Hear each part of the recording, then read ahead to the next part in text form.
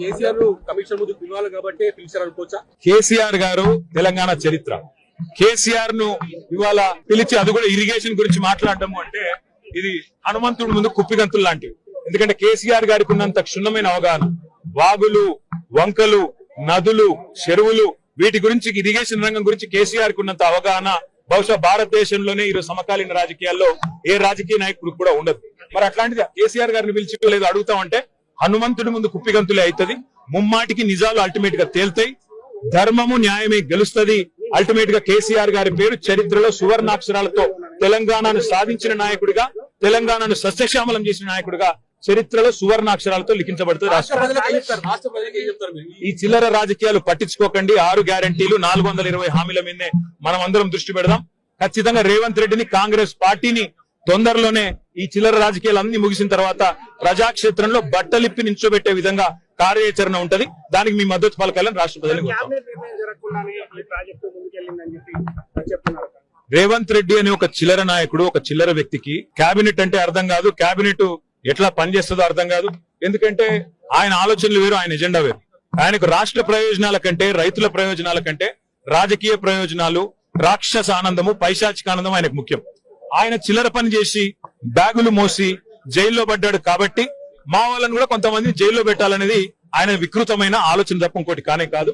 నేను చెప్పేదల్లా ఒకటే, అబద్ధం నిజం నిలకడ మీద తెలుస్తుంది. నిజం కడప దాటే లోపల అబద్ధం అంగిలాగేసుకుని ఊరంతా తిరిగి వస్తుంది అన్నట్టు కొన్ని రోజులు కాళేశ్వరం అని, కొన్ని రోజులు ఫోన్ ట్యాపింగ్ అని, కొన్ని రోజులు ఫార్ములా ఈ అని ఏదైతే డ్రామాలు రేవంత్ రెడ్డి ఆడుతా ఉన్నాడో, ఆయన ప్రభుత్వం ఆడుతా ఉందో, ఇవన్నీ కూడా కేవలం ప్రజల దృష్టి మరల్చడానికి చేస్తున్న చిల్లర ప్రయత్నం.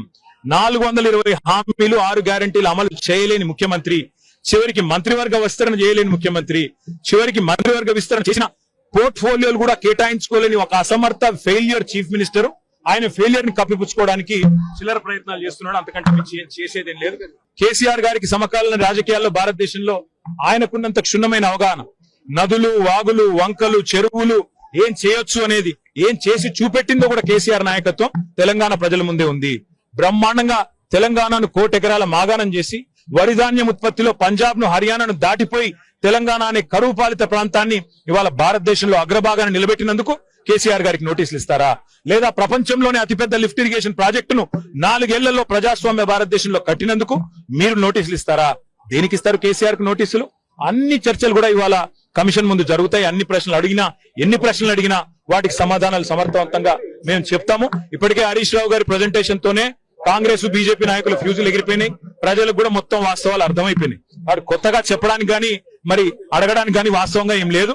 కానీ సాంకేతికంగా పిలవాలి కాబట్టి పిలుచుడని నేను అనుకుంటాను. రేవంత్ రెడ్డి వాళ్ళ మామ దగ్గర కూర్చుంటే మంచిది. పిల్లనిచ్చిన మామ దగ్గర రేవంత్ రెడ్డి 5 నిమిషాలు కూర్చొని బుద్ధి జ్ఞానం తెచ్చుకుంటే మంచిది. సూదిని పద్మారెడ్డి గారు, గీత గారి తండ్రి, వారు చెప్పినారు 94,000 కోట్ల ఖర్చైన ప్రాజెక్టులో 1,00,000 కోట్ల అవినీతి అనేది ఒక తెలివి తక్కువ అంటున్నాడు. మరి ఆ తెలివి తక్కువ ఆయన అల్లుడు, మా కర్మగాలి.